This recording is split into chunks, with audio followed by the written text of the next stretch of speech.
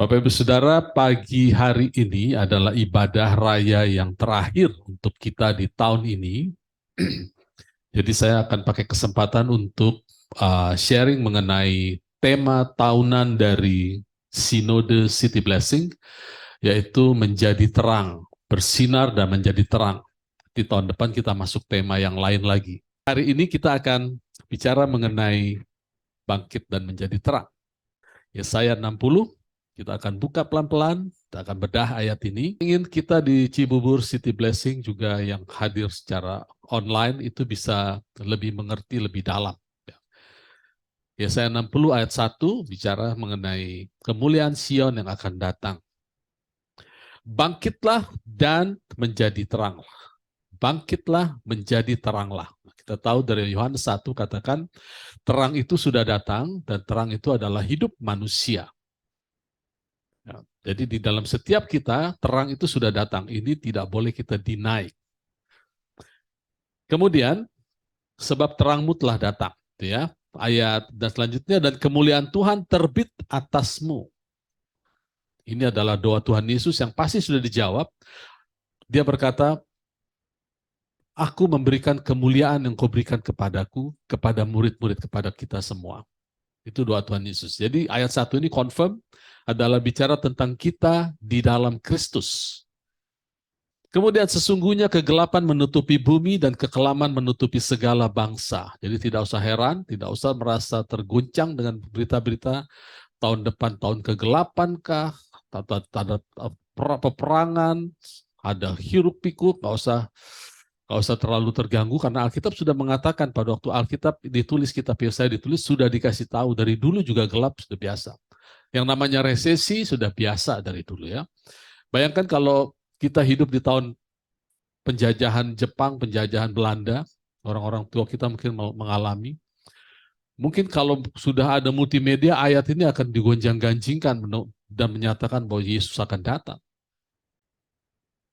pada zaman penjajahan dulu, atau mungkin pada zaman Majapahit atau zaman Singosari. Ya. Mungkin ini akan menjadi ayat yang bikin takut, Tuhan Yesus sudah mau datang. Padahal itu 1.500 tahun yang lalu kurang lebih begitu ya. Jadi memang begitu ya, dunia nggak ada yang baru, semua yang baru. Yang baru adalah selalu kasih karunia Tuhan dan pewahyuan akan firman Tuhan itu selalu baru. Justru itu yang harusnya kita tunggu, bukan resesi. Ya. Kemudian ayat 3 bangsa-bangsa, sebentar, ayat 2 tadi, dan terang Tuhan terbit atasmu dan kemuliaannya menjadi nyata atasmu. Sekarang pertanyaannya, bagaimana supaya terang Tuhan itu terbit atas kita? Karena ini ayat ini kita baca berkali-kali, kita tidak tahu bagaimana caranya terbit atas kita. Alkitab menjelaskan satu-satunya cara adalah kita buka nanti kita kembali lagi ke ayat ini, kita buka di 2 Korintus 4 ayat 6. Ini yang saya kejar dan saya doakan dan menjadi doa kita bersama, harus dan tetap terjadi di tempat kita khususnya. Ya.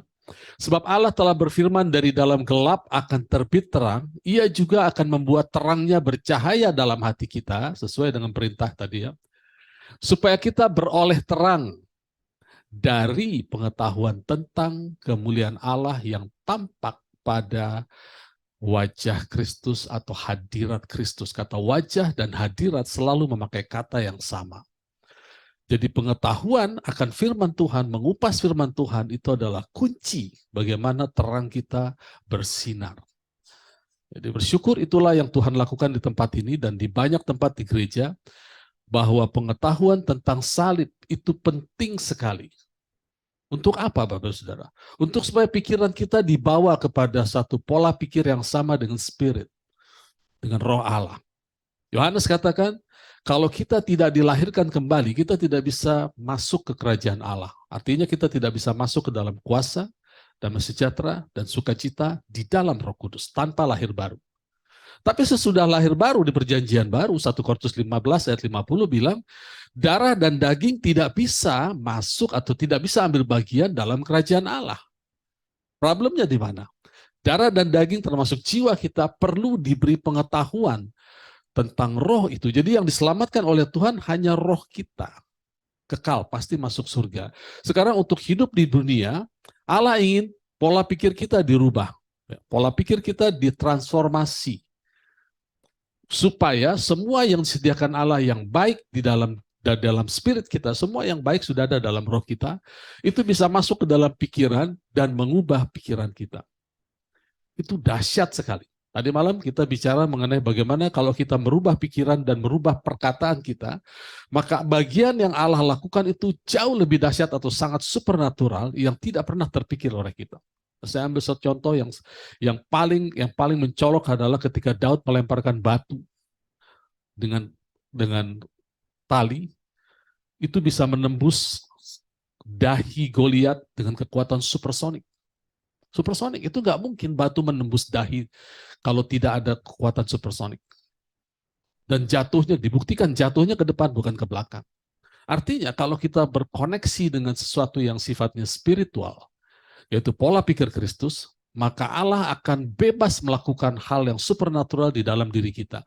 Tapi kalau kita hanya berpikir secara manusia, kita berpikir secara nalar manusia, maka kita memberi Allah kesulitan untuk melakukan pekerjaannya.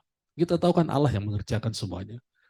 Allah tidak mungkin mengerjakan sesuatu kalau pola pikir kita tidak sama dengan Dia. Kita dibuat sangat mudah sekali. Hanya belajar tentang pengetahuan. Mau tahu nggak bahwa aku bisa lakukan ini? Ya Tuhan, jadilah seperti yang Kau firmankan. Jadi, simple saja. Bagian kita simple.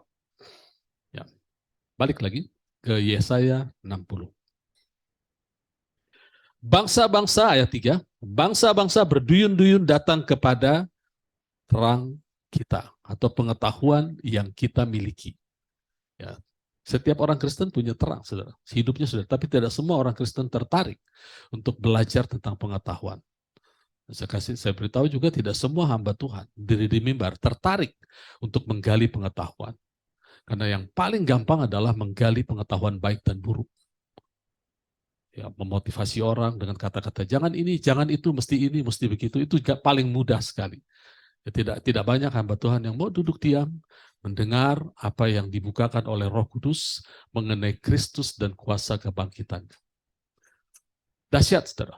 Mengkhotbahkan Kristus sampai dia bangkit, itu bisa jadi bahan khotbah ratusan tahun.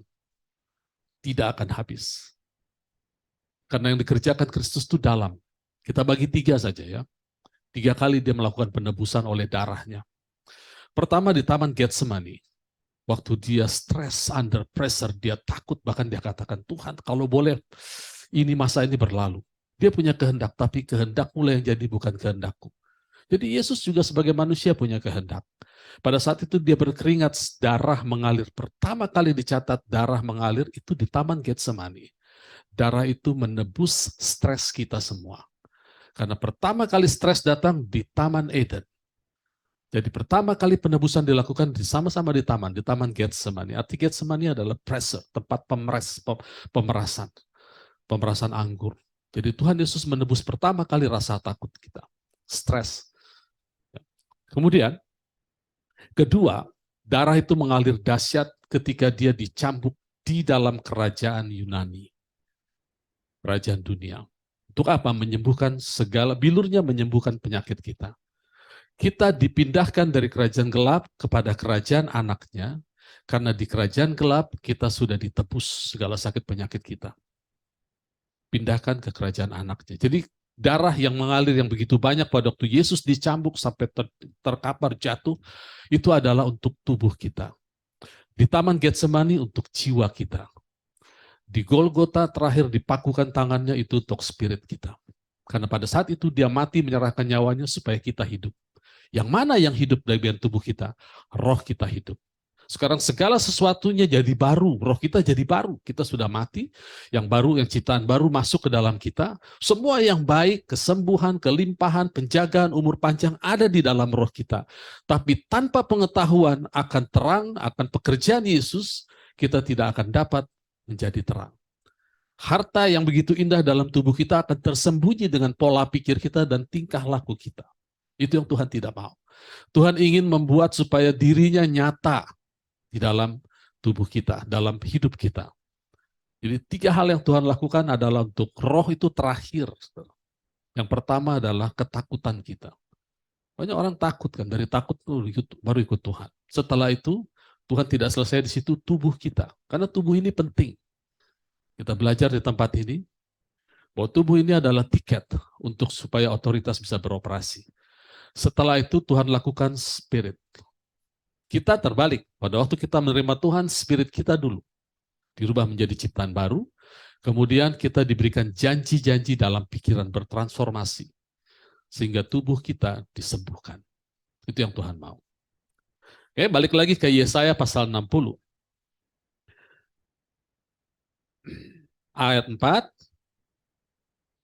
Angkatlah mukamu dan lihatlah sekeliling, mereka semua datang berhimpun kepadamu.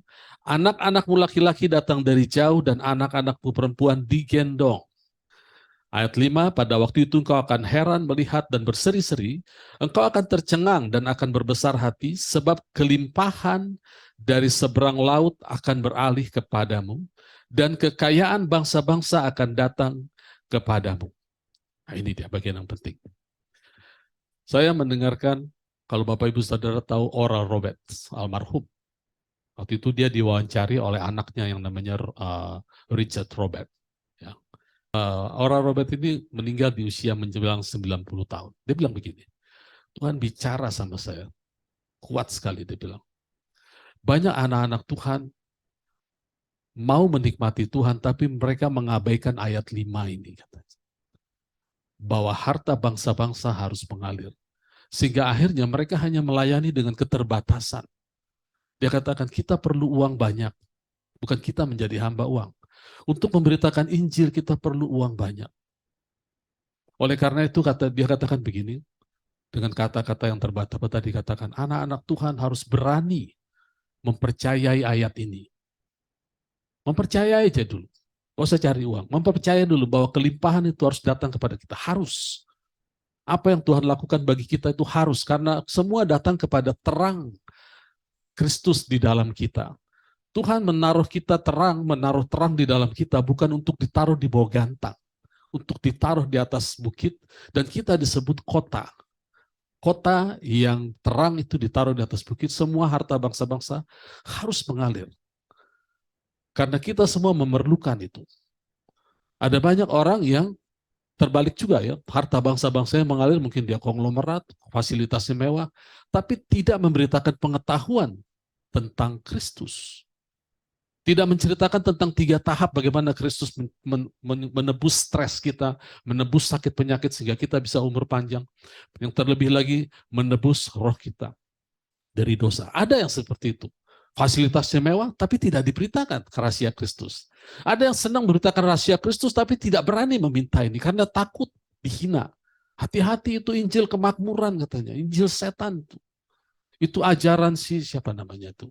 Karl Marx, itu ya Karl Marx. Karl Marx. Sehingga kita menjadi kecil hati. Padahal Bapak kita yang bilang, Bapak kita loh.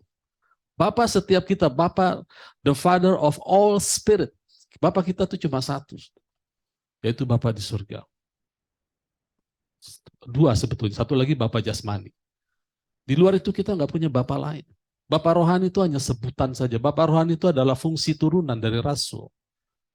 Karena yang ribut-ribut soal Bapak rohani cuma Rasul Paulus, yang lain enggak, ada aja. Tapi mereka punya anak rohani, tapi enggak terlalu dibesar-besarkan. Karena Tuhan Yesus sudah melarang, jangan kamu panggil seorang pun Bapa di muka bumi ini. Karena hanya satu Bapamu di surga. Nah, Bapa kita yang bilang, kelimpahan mengalir, lalu kita bilang, kita cast out firman Tuhan, kita terima fakta. Padahal Tuhan bilang, cast out, yang namanya takut, terima firman.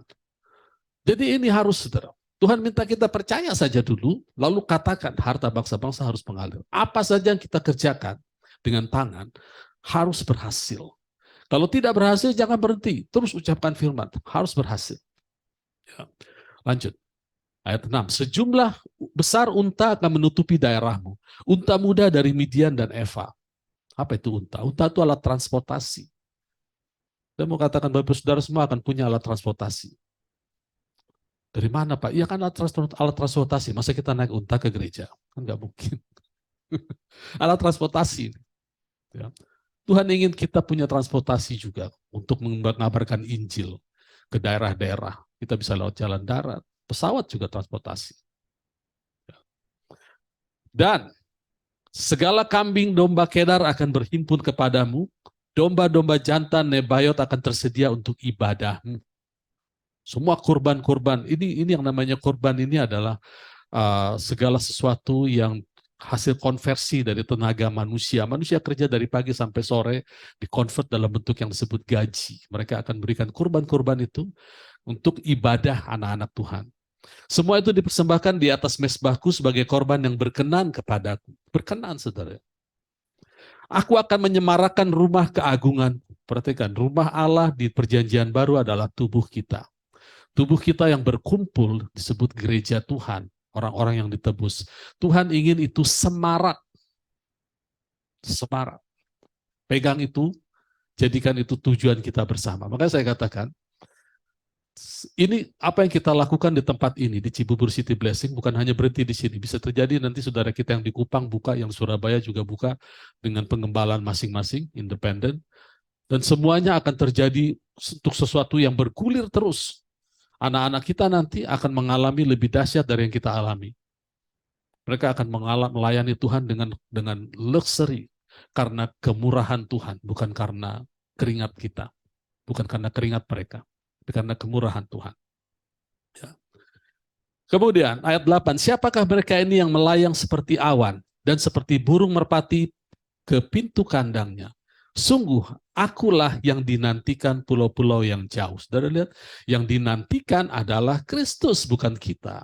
Makanya kalau saya baca 1 Yohanes 3 ayat 16, karena Kristus sudah mati untuk kita, memberikan nyawanya untuk kita, maka kita pun wajib memberikan nyawanya. Nah, seringkali anak-anak Tuhan menerjemahkan ini, kita harus mati bagi Kristus. Sebetulnya yang ditunggu bukan nyawa kita, Kristus, terang yang ada di dalam kita, itulah yang ditunggu oleh bangsa-bangsa. Jadi karena Kristus sudah mati bagi kita, memberikan hidupnya bagi kita, sehingga hidup kita bukan kita lagi, tapi Kristus yang hidup di dalam kita, maka kita wajib memberitakan pengetahuan akan terang itu, yaitu Kristus sendiri kepada bangsa-bangsa, karena yang ditunggu yaitu, bukan ditunggu, bangsa-bangsa tidak tunggu kita mati. Yang mau pulang-pulanglah hamba Tuhan. Tapi yang ditunggu bukan itu. Yang ditunggu adalah pemberitaan tentang Injil Kristus, dan di atasnya dibondel, dipaket sama harta bangsa-bangsa yang mengalir. Itu harus terjadi di tempat ini. Lewat mana, Pak? Ya lewat Bapak Ibu Saudara lah. Apa saja yang Bapak Ibu Saudara lakukan pasti berhasil, harus berhasil. Lewat mana lagi? Dan kita sepakat ya, kita tidak terima donatur dari orang yang tidak kita kenal dari luar. Sekalipun itu bisa terjadi. Tapi lebih indah, lebih enak rasanya kalau kita terima dari tangan-tangan yang diberkati di sini, maupun orang-orang mereka-mereka yang online saat ini. Jadi mereka mendapatkan pengetahuan akan terang firman Tuhan, mereka juga bisa memberikan kepada Tuhan, itu lebih enak rasanya. Daripada ada orang lewat, kasih uang, lalu ngilang lagi. Bisa aja seperti itu. Ya. Tapi Tuhan ingin memberkati kita. Tujuan Tuhan, target Tuhan adalah memberkati setiap anak-anaknya yang datang mengenal Dia. Itu target. Jadi jangan pernah batasi Tuhan, karena firman Tuhan itu unlimited. Maka berkatnya unlimited. Di dalam firman Tuhan ada yang disebut dengan iman atau substansi dari pengharapan, yang segala yang baik itu ada di dalam firman Tuhan. Jadi kalau firman Tuhan diberikan unlimited, maka faith atau iman itu juga unlimited, maka pengharapan yang kita punya juga unlimited, tidak terbatas. Sekali kita terus renungkan, kita bawa ke dalam Tuhan, lalu kita ucapkan, itu akan menjadi sesuatu yang dahsyat di dalam hidup kita. Kemudian ayat 9, kapal-kapal Tarsis di depan membawa anak-anakmu laki-laki dari jauh, perak dan emasnya dibawa serta untuk nama Tuhan Allahmu. Saudara lihat, berkali-kali dikatakan perak dan emas, harta bangsa-bangsa. Iblis gak suka ini, makanya dia bangkitkanlah orang-orang yang kritis mengatakan hati-hati dengan Injil kemakmuran. Buat apa hati-hati? Gak ada gunanya, Tuhan sendiri yang mengatakan. Orang-orang akan membangun tembokmu dan raja-raja mereka akan melayani engkau, ayat 10. Sebab dalam murkaku aku telah menghajar Tuhan Yesus dan menghajar kita semua di dalam Tuhan Yesus. Tuhan Yesus katakan, kalau aku ditinggikan, aku akan menarik seluruh bangsa. Cuma sayangnya dalam bahasa Indonesia dan dalam beberapa terjemahan dikatakan, kalau aku meninggikan, aku akan menarik semua orang. Dalam bahasa aslinya tidak ada kata orang. Aku akan menarik semua penghukuman untuk menghajar tubuh Yesus, mewakili kita. Kenapa? Kenapa saya terjemahkan penghukuman? Karena konteksnya Yohanes 12 itu dikatakan, sekarang tibalah penghukuman untuk raja-raja di dunia ini. Tibalah saatnya sekarang. Tapi kalau aku ditinggikan, aku akan menarik semua. Semua apa? Konteksnya penghukuman. Semua penghukuman kita masuk ke tubuhnya, sehingga tidak ada lagi penghukuman di dalam Kristus. Bahkan Roma pasal 4 berani mengatakan, dosa kita ditebus, diampuni, kesalahan kita tidak diperhitungkan. Tuhan Yesus bilang, percaya saja dulu, bahwa kita berbuat salah pun tidak diperhitungkan. Asal kita mau terus belajar, kita pasti jatuh. Selama kita ada di dunia ini, pasti berbuat dosa. Tapi Tuhan janji, aku tidak akan memperhitungkan kesalahan. Asal kau terus mau berbalik. Ya. Kemudian, sebab dalam murkaku aku telah menghajar engkau, namun aku telah berkenan untuk mengasihani engkau.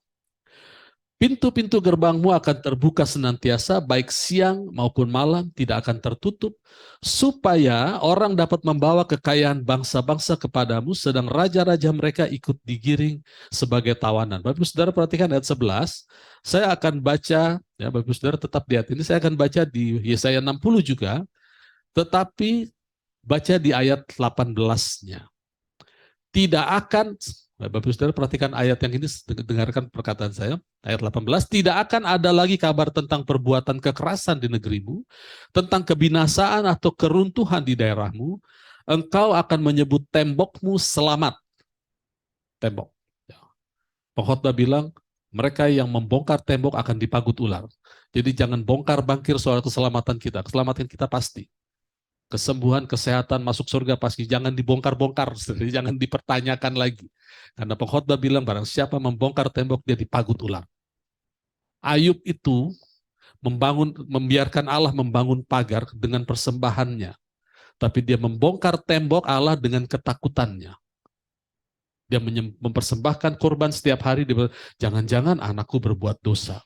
Jadi dia melakukan ibadah dengan ketakutan. Dan iblis mengatakan, Allah, tentu saja Ayub diberkati karena engkau membangun tembok di sekelilingnya sehingga tidak ada yang bisa menyentuh. Tapi Ayub membuka celah membongkar tembok dengan ketakutannya. Apa yang ditakutkan itu yang datang. Ya. Jadi jangan bongkar bangkir, keselamatan kita sudah pasti. Kalau anak-anak Tuhan ada yang tidak mau ambil, nggak usah diambil, tapi jangan dibongkar bangkir. Jangan diumumkan keselamatan bisa hilang lah, sakit itu nggak akan disembuhkan Tuhan kalau begono begini. Jangan keselamatan yang Tuhan lakukan itu pasti untuk kita. Ya. Kemudian lanjut, dan pintu-pintu, saya baca ayat 18 ya. Engkau akan menyebut tembokmu selamat dan pintu-pintu gerbangmu pujian. Nah, makanya saya mau katakan kita bersyukur kita punya tim pujian di sini. Orang-orang qualified semua. Nanti kita akan menuju kepada satu tim puji-pujian yang terus melakukan puji-pujian dengan konsep, dengan lagu-lagu yang baru, yang alkitabiah, yang mengucapkan firman, yang membuat orang yang mendengarnya menjadi sembuh, diberkati, dan mendapat kekuatan baru. Jadi pintu gerbang puji-pujian itu adalah pintu gerbang. Kalau perkataan puji-pujian itu tidak sama dengan Alkitab, pintu gerbangnya nutup, saudara. Kan? Tapi kalau sama dengan Alkitab, pintu gerbangnya terbuka. Mengapa terbuka? Karena Yesus adalah pintu. Satu-satunya legal entry untuk masuk ke dalam kawanan domba Allah adalah Kristus. Maka kalau puji-pujian tidak sama dengan Kristus, pintunya nutup. Itu menghalangi jemaat. Contohnya apa, Pak? Misalnya kita menyanyikan lagu, banyak perkara yang tak dapat ku mengerti. 10 tahun, 20 tahun ikut Tuhan, masih nyanyi lagu itu. Berarti Roh Kudus yang mengajar kita itu bukan guru yang baik, karena muridnya nggak pintar-pintar, nggak ngerti-ngerti. Harusnya kita makin mengerti, makin ikut Tuhan, makin hidup. Ada banyak contoh kalimat-kalimat yang lagunya enak tapi ya kurang baik. Balik lagi ke ayat 11 tadi, ayat 11, pintu gerbangmu akan terbuka senantiasa, baik siang maupun malam, tidak akan tertutup, supaya orang dapat membawa kekayaan bangsa-bangsa kepadamu, sedang raja-raja mereka ikut digiring sebagai tawanan. Jadi penginjilan jadi mudah, saudara. Kalau kita puji-pujian kita kuat. Dan lagu yang dipilih adalah lagu-lagu yang sama dengan Alkitab inline. Makanya tahun 80-an, saudara ya, tahun 80-an itu gereja yang paling gampang menjaring jiwa-jiwa mereka yang membawa praise and worship. Mudah sekali, tinggal buka, bikin praise and worship, orang banyak datang bawa harta, mereka bisa berkembang. Tapi tidak semua memberitakan rahasia kerajaan dan membuka pengetahuan tentang Kristus, tidak semua. Banyak juga yang cerita soal pengetahuan. Kita lihat faktanya lah, bagaimana gereja bertumbuh. Bagaimana sekarang kalau kita combine di sini, kita kombinasikan pengetahuan, pewahyuan berlimpah-limpah, puji-pujian juga semarak. Itu lebih dahsyat. Makanya jangan ragu-ragu minta, Tuhan kami minta sarana yang lux dalam nama Yesus, luxury. Kami minta tim puji-pujian yang komplit, yang lengkap, terus memuji Tuhan. Nanti tim anak-anak muda mau rekaman sekarang nggak musim pakai CD ya, musimnya pakai Spotify. Udah lakukan aja, apa yang kita punya cukup memadai. Mulai lakukan, ciptakan lagu, terus karena makin mereka mendengar, nanti banyak orang mendengar, khususnya nggak usah yang jauh-jauh lah, yang di Cibubur, Bogor sekitarnya dengar, oh ada tim puji-pujian, yang lagunya itu membangkitkan, menyembuhkan. Mereka akan datang ke tempat ini. Ya. Oh usah diajak-ajak. Kalau diajak-ajak emang kita bisa janji apa sama mereka? Nggak bisa. Semua yang awet di tempat ini adalah mereka yang datang. Yang diajak-ajak malah nggak awet. Gitu. Karena memang ada banyak kendala ya, kejauhan lah, bukan karena apa-apa, bukan. Tapi mereka yang datang karena memang merasa ada sesuatu yang mereka dapat di tempat ini, mereka akan datang terus. Ya, nah, saudara, inilah yang saya mau bagikan pagi hari ini. Bagaimana dahsyatnya tempat di mana kita ditempatkan Allah, kerajaan Allah. Kita dipindahkan dari alam maut, dilepaskan, lalu dipindahkan, diam di situ. Dan jangan salah, Alkitab mengatakan, coba kita buka Matius 11 ayat 12. Matius 11 ayat 12. Sejak tampilnya Yohanes Pembaptis, ketika Yohanes memberitakan tentang kerajaan Allah, sudah dekat, ya, memberitakan pertobatan.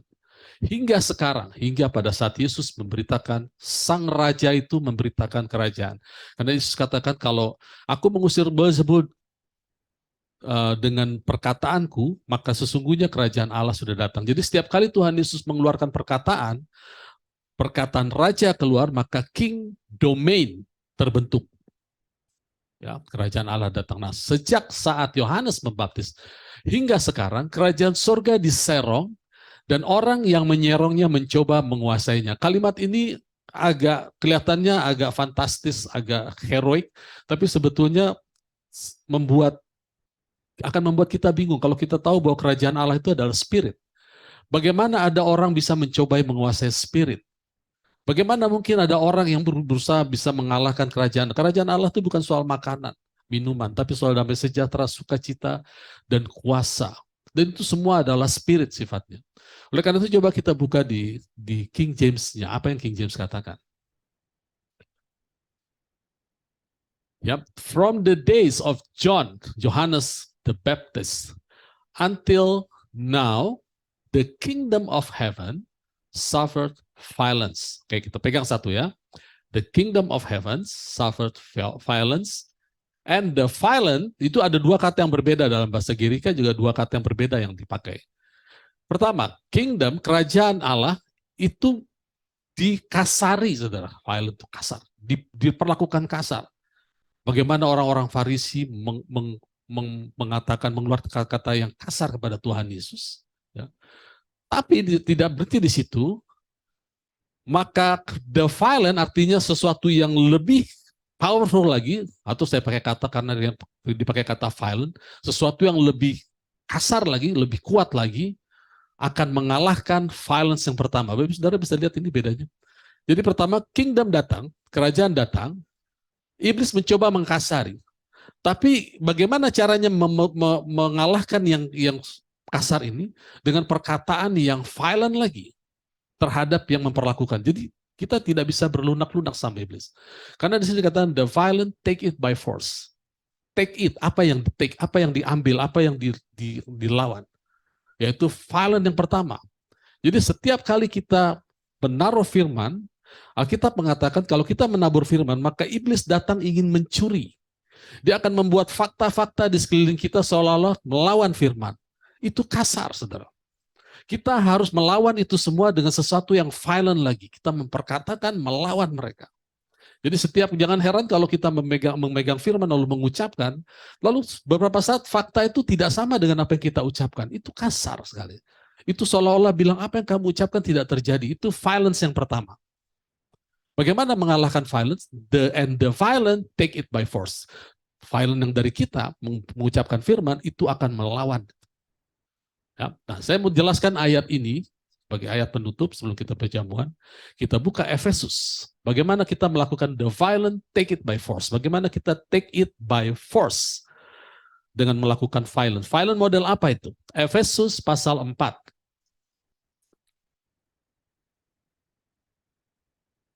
Ayat 23 mulai.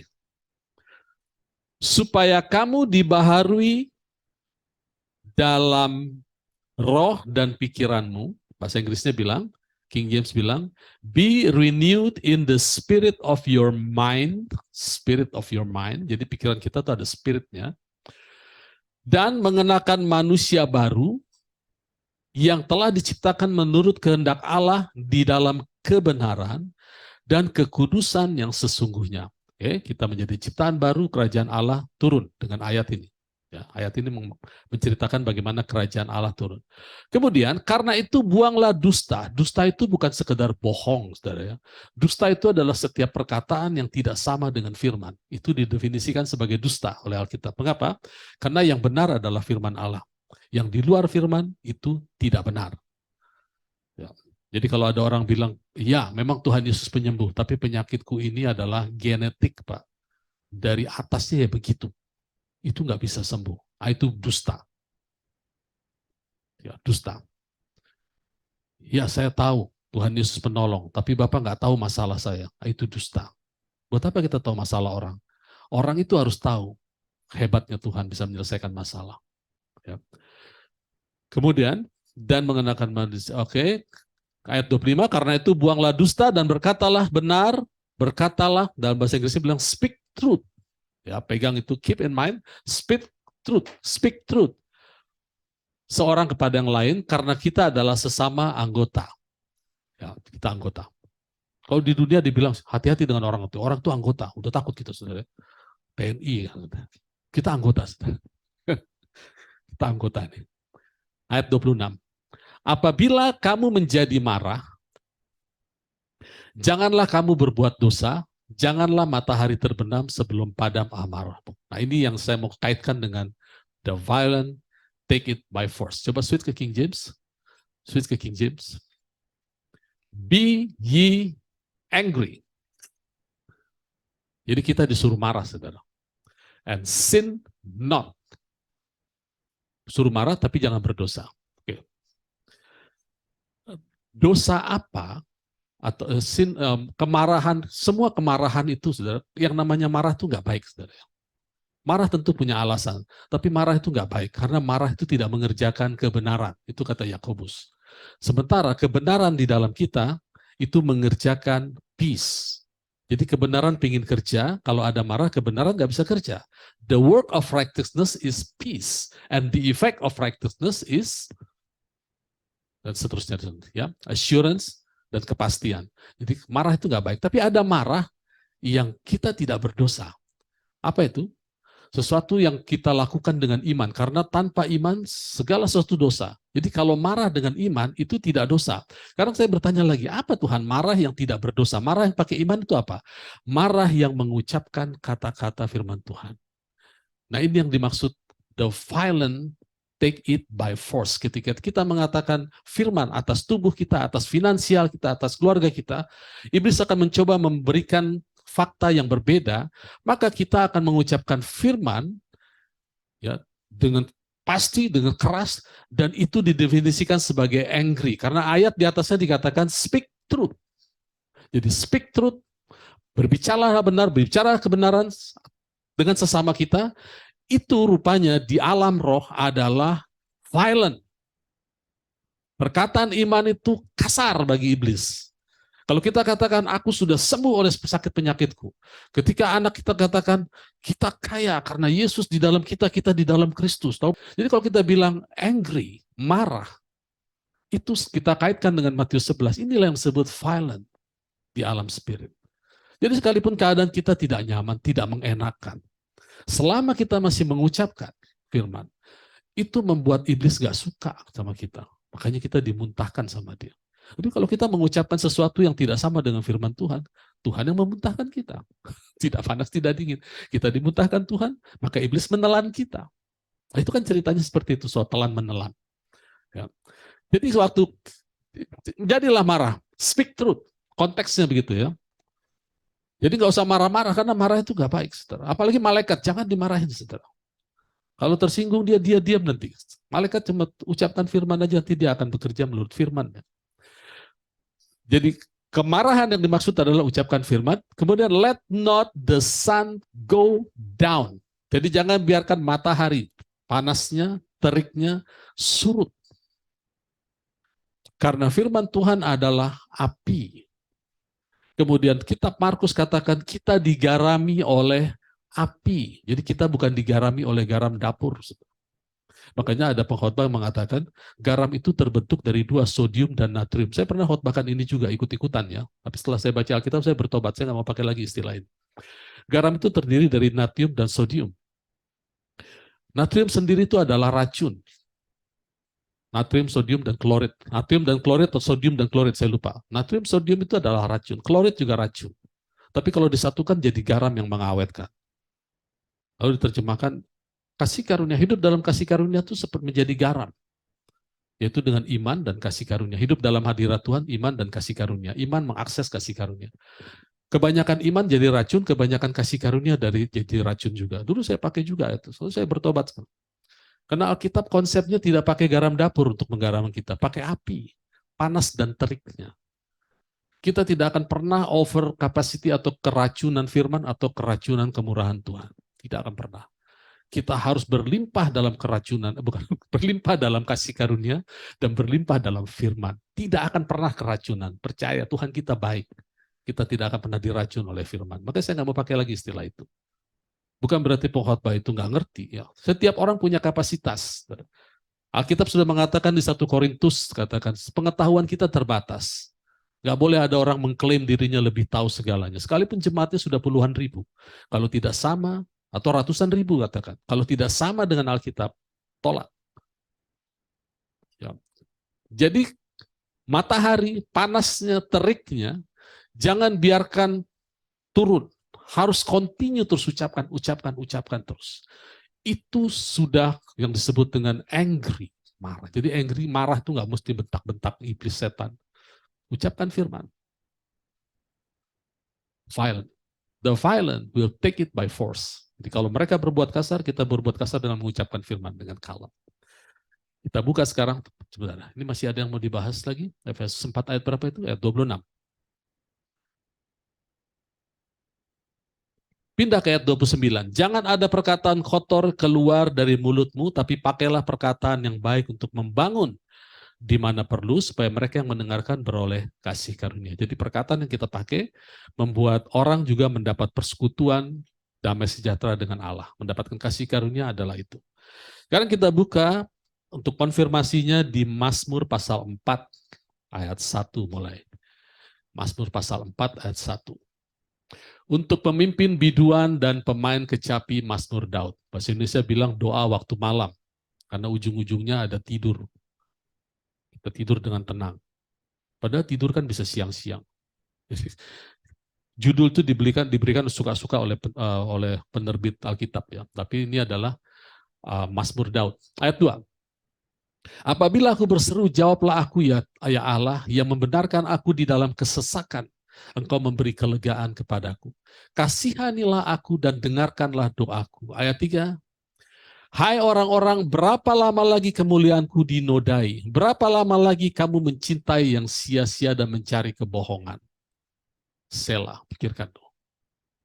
Pikirkan apa yang Tuhan katakan di sini. Bahwa Tuhan ingin kemuliaannya itu tidak dinodai. Dan kita tidak mencintai kebohongan. Jangan ada kata-kata dusta. Efesus bilang begitu ya. Ayat 4.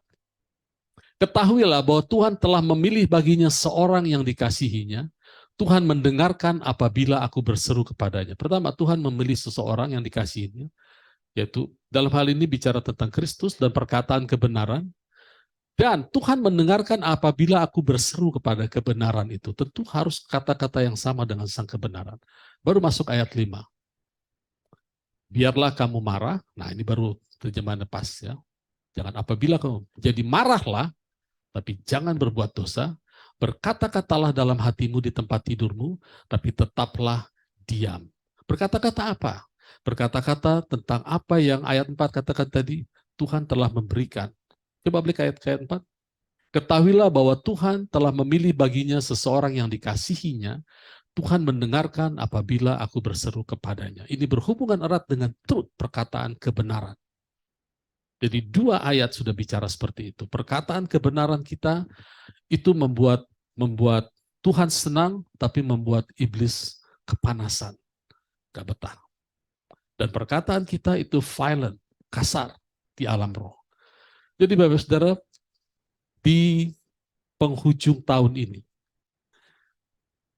kita pegang bahwa Tuhan ingin terang itu menyala di dalam kita melalui pengetahuan, dan pengetahuan itu tidak kita pendam di hati atau di pikiran, tapi kita perkatakan, dan itu dampaknya adalah membuat terang itu semakin bersinar. Terang yang bersinar membuat harta bangsa-bangsa mengalir, itu jangan ditolak, karena kita perlu itu untuk memberitakan Injil. Kemudian terang itu sekaligus membuat iblis marah, karena kita marah sama dia, dia juga mungkin marah, tapi dia tidak punya kuasa. Jadi begitu simpelnya Tuhan membuat jemaatnya berkuasa di alam roh. Sangat simpel. Hanya dengan firman Allah. Amin. Puji Tuhan, selamat Natal.